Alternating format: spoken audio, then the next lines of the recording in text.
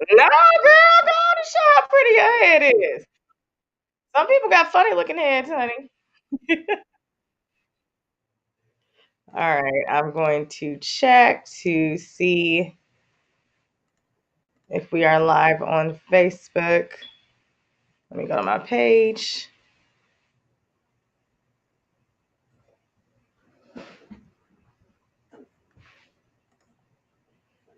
All right, let me check. I think we're live, but let me just see. All right, let me see. I think we're there, Miss Karen. Let me see.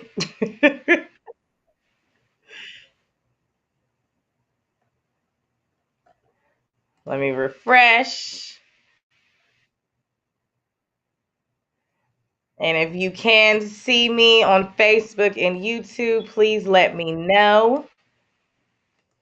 I am double checking. We had some technical difficulties, y'all, but thank you for being patient. Thank you for everyone who texts me like, girl. I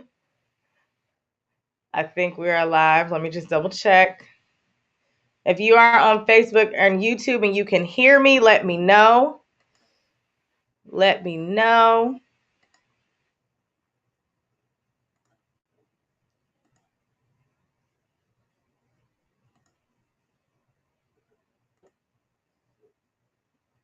Say what's up in the chat. Give me a thumbs up. Let me know if you can hear me. Oh, great. Okay, my sister texted. So I think she can hear me on YouTube, which is good. All right. If you're on Facebook, you can hear me. Let me know.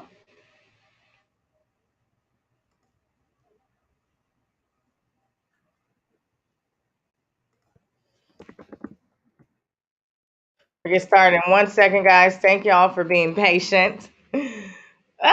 Technology. It's oh gosh. I have a love-hate relationship with it, man. Don't you? You know, it's needed and you hate it all in the same breath. Okay, I think we are live on YouTube. Okay, perfect. All right, so you can hear me on YouTube. If you can hear me on Facebook, give me a thumbs up.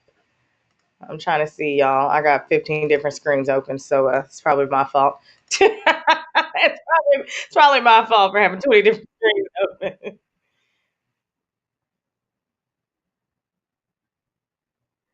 All right, I think we are live everywhere. Okay.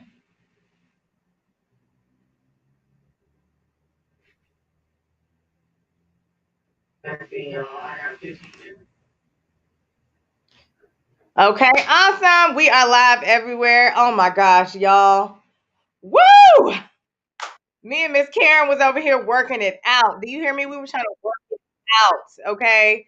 This technology was out of control. But, anyways, what's up, y'all? I haven't seen y'all in so long. I'm so excited to be here. I miss y'all, man.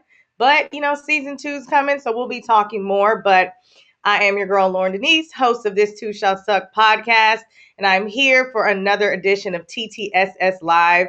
As you all know, it is Breast Cancer Awareness Month, and you all know I do something every year to honor my mother who passed away from breast cancer, Glenda Wellman. And so this year, I'm doing the fundraiser, the Spirit of GW fundraiser, to honor my mom and to give back to an amazing organization that I have worked with personally and who I know is out here touching the community, which is Better Day Givings. And so I asked Stacy, who is the founder of Better Day Givings, I asked her, I wanted to speak to a survivor. I wanted to speak to somebody who's resilient, who's wonderful, who's gone through the journey so we can talk about it. And so you guys can see, the organization that I'm giving to, so you guys can talk to someone. We talk about all things grief. And so I wanted to talk about that, just the different aspects of it, because we all probably know somebody who's had cancer, who's gone through cancer, or eventually one day will get cancer. So I think it's something that we need to talk about. And I wanted to bring on someone who's beautiful, strong, who understands, who really, really knows, because I know it from one side, right? But it's good to bring someone on who knows from the other side. So I am honored and humbled to bring Miss Karen Hansel here. She is a survivor. She is amazing. Look, she rocked with me for this past hour trying to get this technology together. So, Miss Karen, thank you for being here. I really appreciate you. So, I just want to start out for people who don't know you or don't know what your journey is. If you can just kind of tell the audience about yourself, and just a little bit about your journey. I know we talked about it a little bit, you're going through the chemo and things like that, but I would love for people to understand where you're at, how it started, where you're at, and where it's going.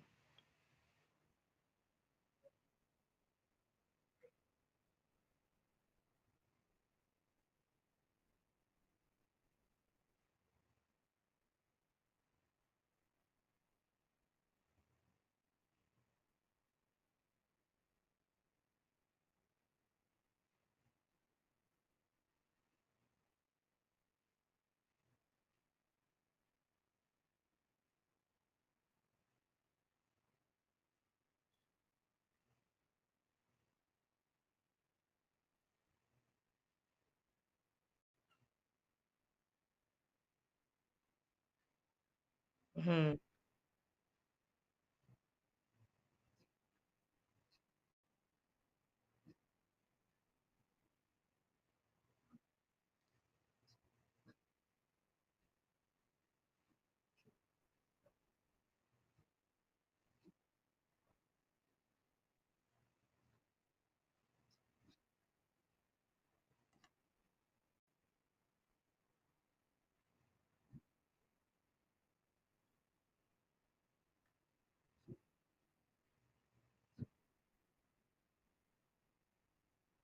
To that. And then I have to do radiation. I have a good support system, a good husband, and it's hard. I'm gonna try not to cry, but Oh, um, it just feels like sometimes that my life is just at a dead stop. Even with the COVID going on, and you can't visit nobody. Um, but I'm determined to beat this, and but it is hard, and people don't realize unless they actually go through the motions of chemo of just how mentally that it takes on your body and your different changes that it does your body. My hands are black, my feet are black, my nail beds are black. I don't have no hair. This didn't even devastate me as much as my hands being black.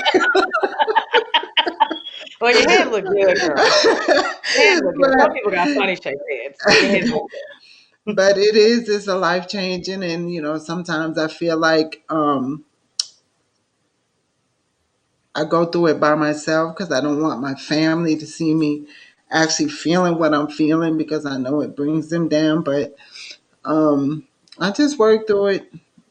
My last weekend that I came home from the hospital, I was just going through it. I didn't feel good, and I was just, oh, am I going to be here next year? I really was going through it for 3 days, but I had to pick myself up, and I am determined to really beat this because I do have a good support system, and with them and with God, I'm going to get through this. I So know that's that's my right. story right now, and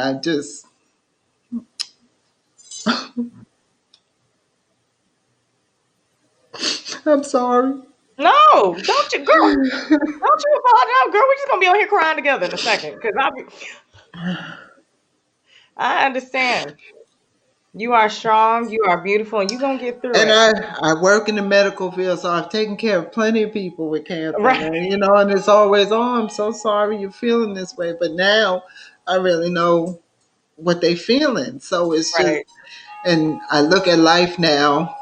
I try not to take anything for granted, and I try to just look at life at a whole different perspective. I try not to get myself stressed. I try not to stress nobody. I just do one day at a time. That's right. That's right. Well, we are rooting for you. I am rooting for you. You have an amazing support system. So let's talk a little bit. Look, you about to have me over here. All right. Oh, look, I got my tissue over here because I already know I cry at the house. Listen. It don't take me nothing to cry. Okay, Me so I got my neither. Me tissue right neither. here. Okay, y'all gonna see mascara running down my face, looking crazy. I don't care. Judge me. Um, but for those of you all who are just joining, welcome. Say what's up in the comments. But I have the amazing Miss Karen Hansel on, who is sharing her journey about cancer. She has it in her. So is it leg? It's leg Thigh. cancer, thigh cancer. So she It's called a sarcoma. a sarcoma. Okay, so she has a sarcoma and she is being amazing and fighting through it, and she has an amazing support system. And so let's talk a little bit about that, how important it is to have a support system. For those who, may be going through it now and they feel like, they're in it alone, because I know you kind of spoke about that. But then you have the support system. Can you kind of talk about that dynamic, right? Because you're saying I have an amazing support system, but then you feel alone. So I wonder Okay. how that dynamic is, for someone going through it. And it's just because I don't want to really tell them how I'm feeling, because especially my husband, because he's mostly here. He takes me to my doctor visits, and when I'm down, he's down, and I don't want to bring him down. But he has told me that I have to talk to him more about it. So that's helping without me having to just feel like I'm doing it by myself. Yeah, And I'm yeah. just, like I said, I just do it because I don't want to see him get down. Yeah. Now, when that happens, because I think we had shared a little bit that there was a lot of things that I found out about my mom and my dad after they passed, because the same thing. So when that happens, um, when you feel like, oh, I don't want to be a burden, or I don't want to be alone, but then you hear your husband saying, no, you need to tell me what's going on. What, like, how does that play on you though? How does that weigh on you? I can imagine like not wanting to feel like a burden, but then also wanting someone there, but then feeling alone. Like, how do you even carry that? Not to mention the other things that you have to carry. Well, when it first came out, once I got it out and cried and cried and cried, I just felt better, because even on his part, he would say, oh, I would come and ask you if you're all right, and you always tell me yes. And, and he's thinking, oh, well, you are okay. So I just talk more and just let him know really what's going on in my mind. I, told him I know with all this going on, once I'm done with um, my last round of chemo, November 9th, I want to just get away for a little bit, just Yeah. for a mental, so we are going to go away for 7 days. If I can Good. get my doctor to work it where when I come back, I can start my radiation. Well, he's going to have to. That's just it. Okay. Okay. Dr. Sorry, dude. Dr. Umed, are you watching this? He's going to do what I say. Okay. You're going to listen. Right. So, what do you say to those family members who are like your husband, right? Who are like, I want to be there for her. I want to support her, but I don't know how to do that. My husband is very shy. So if I say I'm all right, he's just going to take that. He's not going to push it unless Yeah. I come out. My mother, she was a breast cancer person, but she didn't talk about it much either. But she always tells me, anytime you're feeling like that, just let me know. But my mother is like in her 80s, and I know she's getting forgetful, and I don't want to put that on her, you know. And then I have two lovely sisters and a brother that call me all the time, and they're very uplifting all the time. So it just helps. And I do tell them most of the time, I tell my older sister pretty much more when I'm feeling in a kind of way. Yeah. So, Yeah. So and then so it's good for people to just kind of check in. And then I have some friends that I can like. That one weekend I came home and I just cried. I had a couple of friends that I called and I cried and cried and cried. So, I do have some people that I do let it out, which, and they just sit there and listen. They don't comment. They just say, okay, I'm going to listen. And that's all I need. That's what you need. So I think that's a good point, is that I think sometimes we want to help and we want to fix it. Like I know I have a fixing problem, right? Like I hear something, I'm like, I gotta fix it. And it's like sometimes you don't have to respond. Sometimes it's better to just be there. Right. So thank you for that. So all of my fixers who are watching, me talking to myself, don't it sounds like to me, it's sometimes just better to be there. That's kind of the support that you need. It's not necessarily trying to be the superhero and be Superwoman or Superman or Batman or whoever your favorite superhero is. It's just being there. That's Right. kind of what the superhero is. Great. So I think we talked about this a little bit as well. So I was sharing with you a little bit about my journey, how I turned from the daughter to the caregiver. Mhm. So now it changed. My parents raised me, and now it's kind of like the roles have shifted, right? So you seem very much so like you can kind of do things on your own, but I also know those days after chemo are sometimes rough.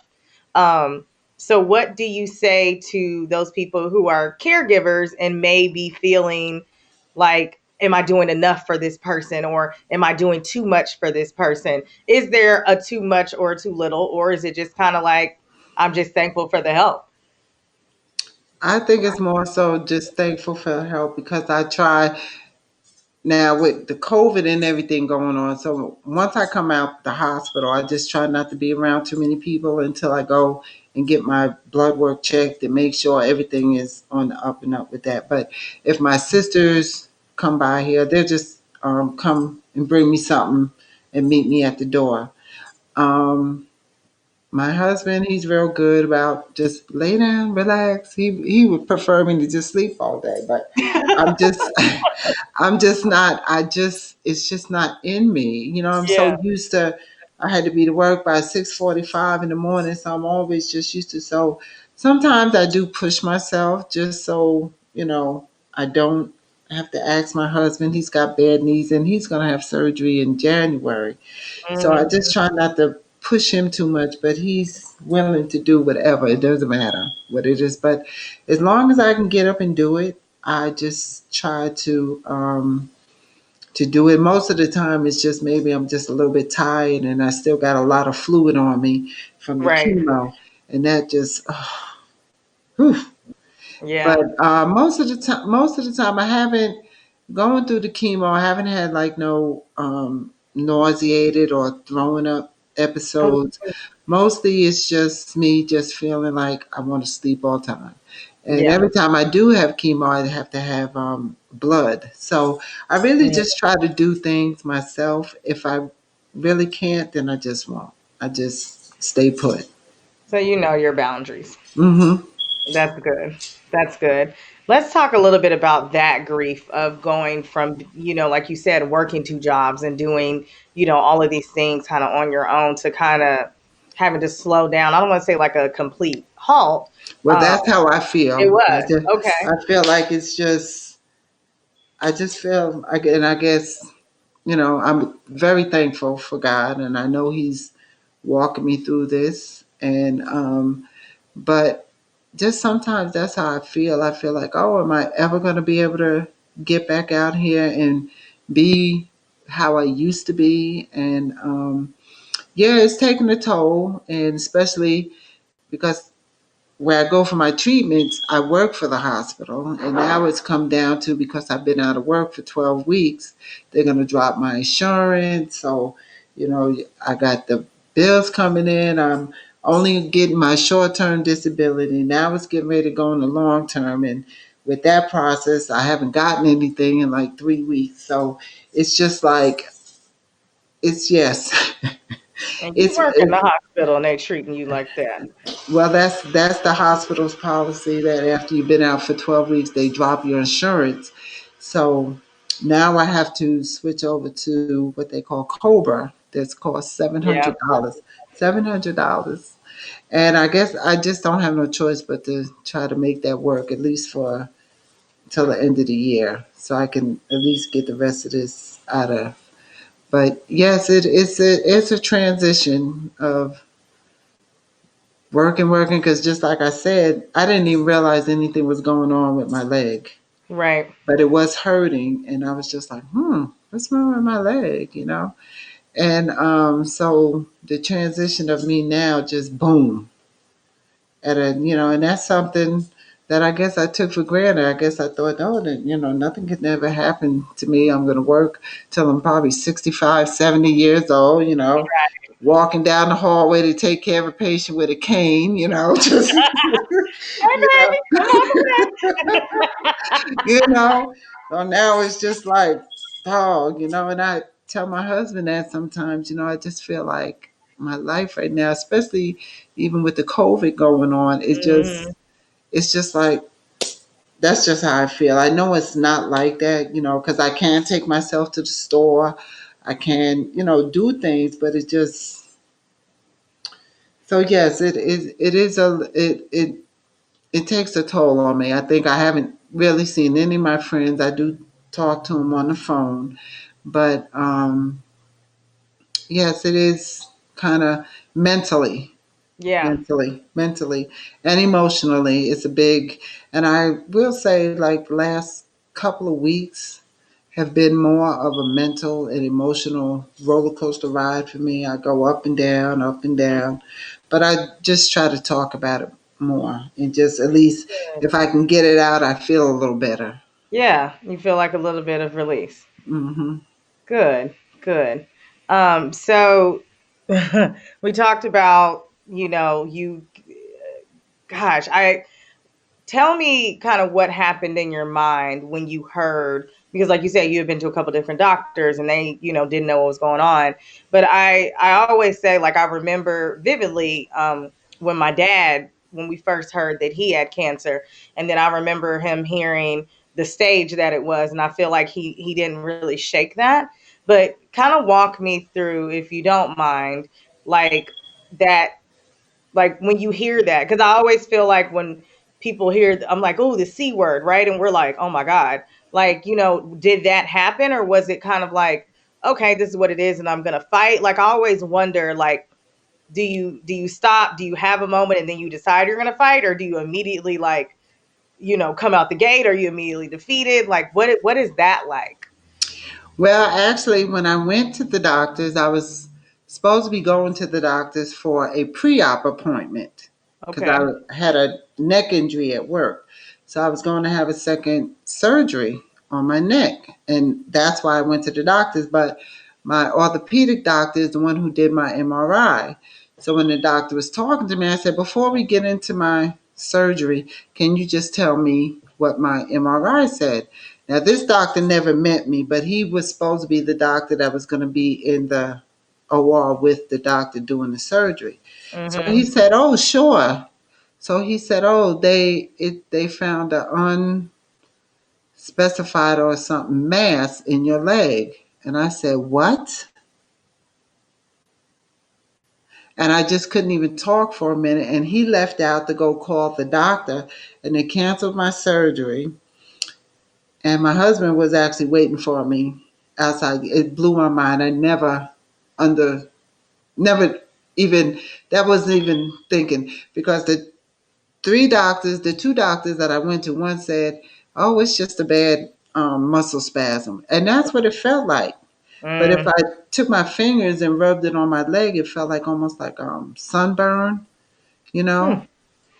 And it was very heavy, like for me to like pick my leg up and put it in the bed and everything. But I just was working so much, I just didn't even. And my Right. leg, my one thigh was bigger than my other one, and I didn't even notice that.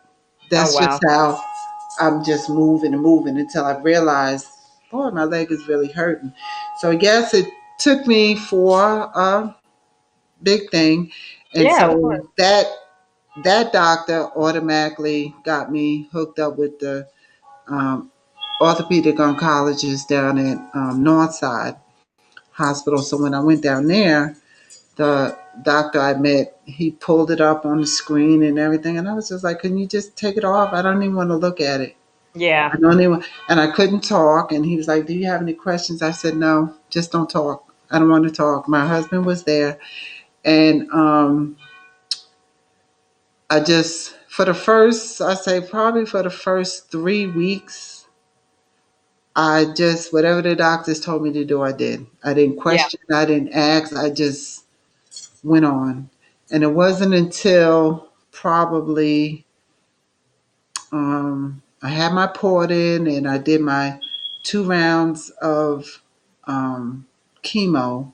Mhm. No, what it was when they did a PET scan to make sure that the cancer hadn't went anywhere. Once they did that and that came back okay, I think I started kind of being like, okay, I can do this right now. So Right. if, once that was okay, then I found myself being able to just rejuvenate and say, okay, I got this. I can do this. So Yeah. every time I have my scans, it's just a rough week for me. So I've had it. Yeah. And this week I went to the doctors. The chemo is still shrinking it. And the cancer has not went anywhere else. Come So, on. Come so on, God. that's good. Yes. So long as that when it comes to those are my when I time for me to have my scans, that's when I get a little stressed for the week. Of course. Of course. Hmm. Yeah, I believe it.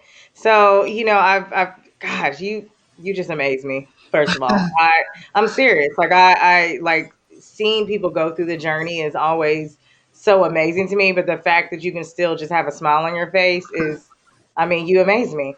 So let's talk about that smile on your face. Let's talk about, I think people always assume that you hear cancer and like you said, you kind of went through, you were silent trying to figure out what's going on, right? But then you're like, I can do this. Like let's talk about that. Like that what's that positive I feel like there's always like a silver not a silver lining, like some positivity in everything. I look at positive I try and find positivity in everything. That's probably like a slight downfall because I'm always trying to find positive in people. But like what's the positive thing in all of this journey that you can share with people who are like, somebody who may be going through, they're like, we're positive. Nothing's positive about this, you know? Well, I love life. I love to travel. I love going to Jamaica, of course, because my husband is from Jamaica. So Okay. I love go. Yes, ma'am. and Okay. um and I have two beautiful grandchildren. My grandson is 4 years old, and Oh, he just really makes a difference because he's I just didn't think my daughter was ever going to have any kids. So it surprised her, and he is the funniest thing. And when he sees me with no hair, he's like, "Grandma, did you cut your hair?" And I said, and I say, "Yeah, I want my hair short like yours." And he's like, "Grandma, you funny." So he just makes my day. Some days he be bothered with me. Some days he don't. Yesterday he didn't Right. want to. He didn't want to talk to me. Today I called him and he's How they like, do. I said, "I'm not talking to you, man." He said, "Why?" I said, "Because you didn't want to talk to me yesterday and I was crying." He said, "You were crying?" I said, "Yeah." He said, "Bye," and hung up the phone. So my grandson, Bye. Thanks. my grandson just really, and I love my family. I have two sisters and a brother, and my mother is still here. And I love my family, and that's what motivates me. My family is just very close, and my family and my grandchildren is what I look forward to the future and doing things and seeing my grandson grow up. Yeah. Yeah. So So that's what focusing on that's that. what keeps me going.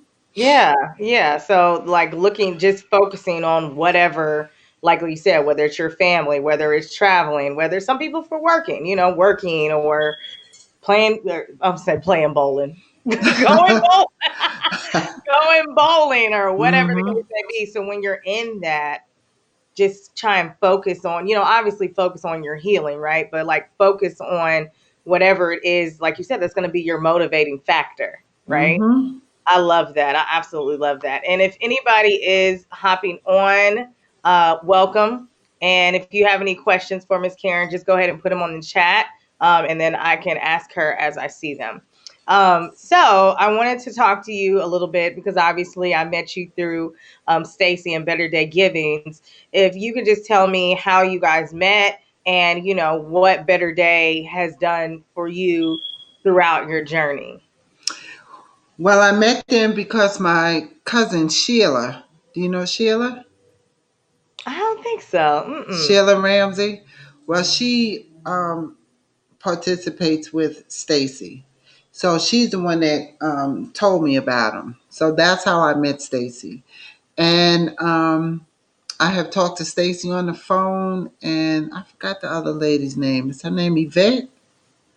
But I've talked to them. We've had good conversation, and then the one day that we met up to go and get a wig.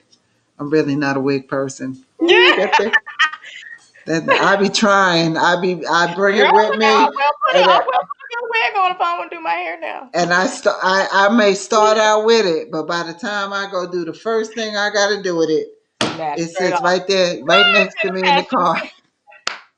should have passed the seat. And Hot. so the day that I met them face to face, we went to get the wig. It was very emotional for me that day too. They gave me all kinds of gifts. Everybody was just so sweet, and they said, Karen, it's all about you. This is your day. We can stay in here all day long if you want to. And I just felt the love and the support from just that one day. And that's how I met Stacy, through my cousin, like I said. And my cousin actually was there, Stacy and the other lady. So I met three of them. Good. So you feel like she's really like out here in the community helping Mm-hmm. and touching people. Yes, Good. I do. Good. Yeah, that's why I really wanted to get back to her because you hear about a lot of these bigger organizations that you give your money to but you don't really know where it's going, right? You're donating year after year, but people are still out here getting cancer. People are still out here, there's no cure. People are still out here struggling, right? And then you have someone who's literally out here touching the community, like you said, allowing you to have a moment of Mm-hmm. like you said, getting a wig, even if you're not gonna wear the wig all the time, if you have the opportunity. But see, you have a cute head. Some people, I would be afraid, like if I went bald. I don't know what my head looks like under hair. So you have a cute head. Some people, I'm like, "Ugh," you Mm, know, I get it. I don't know. I think you're a beautiful woman. Well, Um, thank you. so I wanted to just talk to you about where do you see yourself going from here? I know, like you said, you have two more of chemo left, and then you're gonna take 7 days, and then kind of start radiation. Where do you? I mean, obviously, I know you want to see yourself like in remission, but do you see yourself maybe in the future helping other people who are going through, or just kind of talking about it, or where do you see yourself in the If future? if I can if I can be somebody to help somebody going through it, of course, because it's that's going to be my testimony when I'm all done with this. Come on. And I know I'm going to beat this. And Yes, yes, I you are. if I can make a difference in somebody else's life, just sitting down, just being an open ear, and because I've went through it, then I can honestly sit there and say I know exactly what you're feeling. Just go on and say what you need to say. But yes, somewhere down the line, if I can help somebody through this or just be an open ear and listen and talk, yes, I would love to do that. Yeah, I could see you doing that. Because you're going to beat this, and oh my gosh, I can't wait to see your testimony. Look, I just got emotional. Woo! Let me get it together. All Hmm. right, sorry. I'm just so excited for your And I future. think it also comes from me saying that because I've worked in the medical field for over 30 years. So I already take care of sick people anyway, and I love doing that. So if I can just make a difference through somebody just being able just to sit and listen and let them tell their story without me even commenting, I'll do it.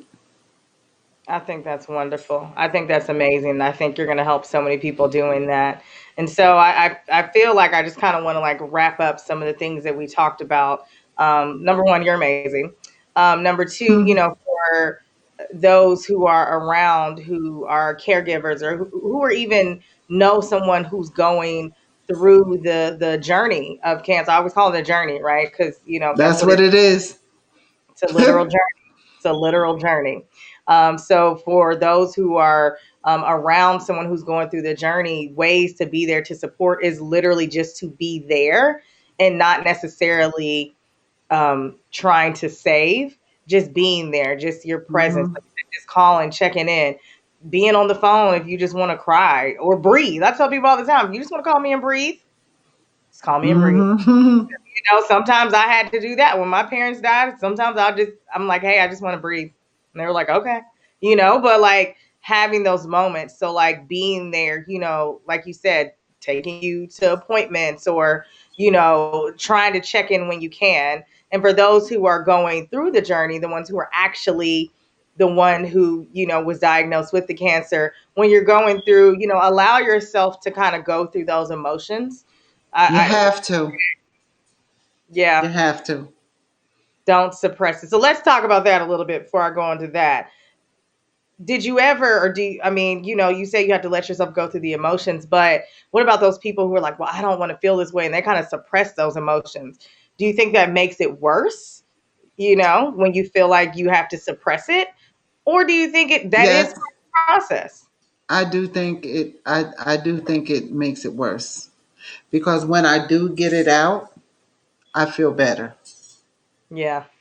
I feel better. Yeah. Yeah. So you heard it first. Don't suppress it. Okay. Let Hmm. it out, whether it's a cry, a scream, a yell, a laugh, whatever it is that you're Cuss feeling, word, whatever, however it come out. however it comes out. Listen, however, if somebody in the way and they just happen to get back in, Hmm. That's whatever, it. it is what it is, right? And so, and I tell people that, because it's a grief that you're going through. So Hmm. allow yourself that give yourself the grace enough to be able to go through the process of whatever it is, right?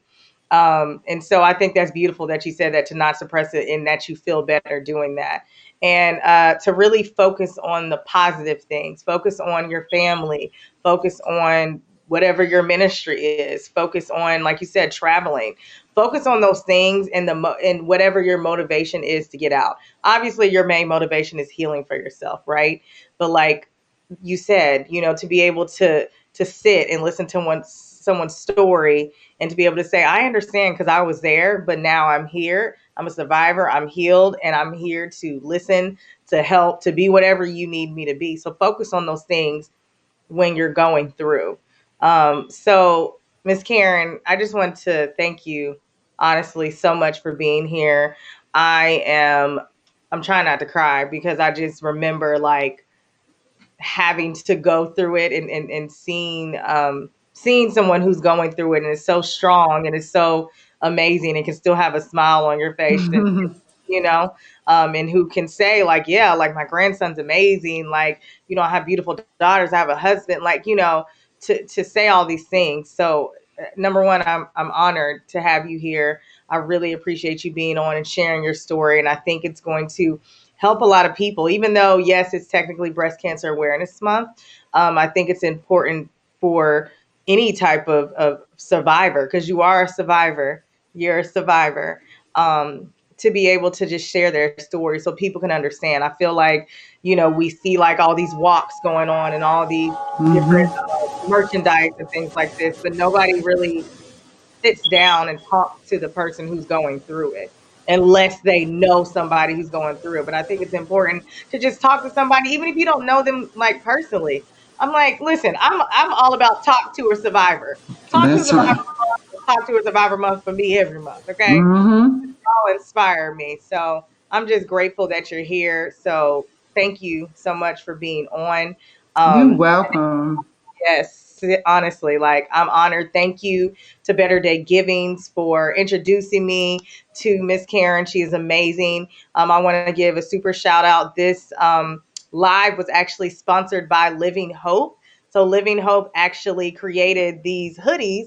I don't know if you guys can see, but he created these amazing hoodies for Breast Cancer Awareness Month, and he's actually selling them right now on his site at shoplivinghope.com. Half of the proceeds are actually going to go to the Spirit of GW fundraiser, which is absolutely amazing. They're super soft, like honestly, like I was like, oh, these are soft. So I do want to. I know, like you don't technically have breast cancer, but I do want to gift you one of these, Miss Oh. So I am going to gift you one of these, and I am actually, oh, Miss Karen, don't get me crying. Miss Karen, don't get me crying in here. You're gonna have my mascara running. Oh my god, Miss Karen. All right. Woo, Miss Karen. So I'm gonna get your size because I think you will look amazing in this. And I'm just grateful, and I just want you to know that I am here for you. And I actually I'm gonna talk about that next week, but I um, also am getting sponsored by Mary Kay. A friend of mine does Mary Kay, and she created this amazing, beautiful gift basket. I have a picture. I'll post it for you guys, but I wanted to gift you that as well.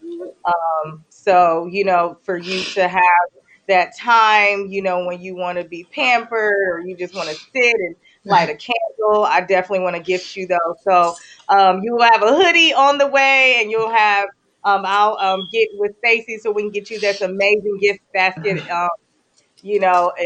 so thank you, Mary Kay Guerin. I'm gonna tag her and I'll send you the picture as well. But like I said, I'm just honored. Thank you so much for being here. Thank you for Living Hope for sponsoring this amazing live. Thank you to Mary Kay Guerin for making this amazing basket that I'm going to be able to gift to Miss Karen, who deserves it, who is a fighter, who is a mother, who is a wife, who is a nana, grandma. I don't know baby boy calls you, but I'm just honored. And I just want you to know from this Two Shall Suck podcast, from me and my family, from my listeners, we are here fighting with you.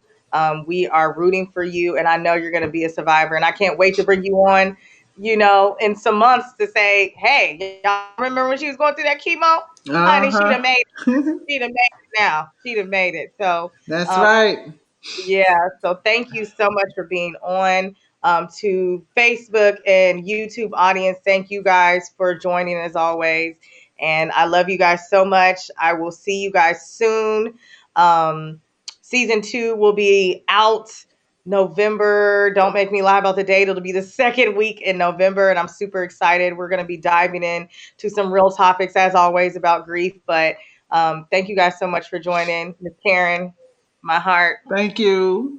Thank you. You guys have an amazing night, and I will see you guys next week. I'm going to do another live with Miss Stacy, the founder of Better Day Givings, who we're doing the fundraiser for. So thank you guys so much for joining. I hope everyone has an amazing weekend. As I always end my podcast with, I'm sending you all love and light in your life because you deserve it. I love you guys, and I'll see you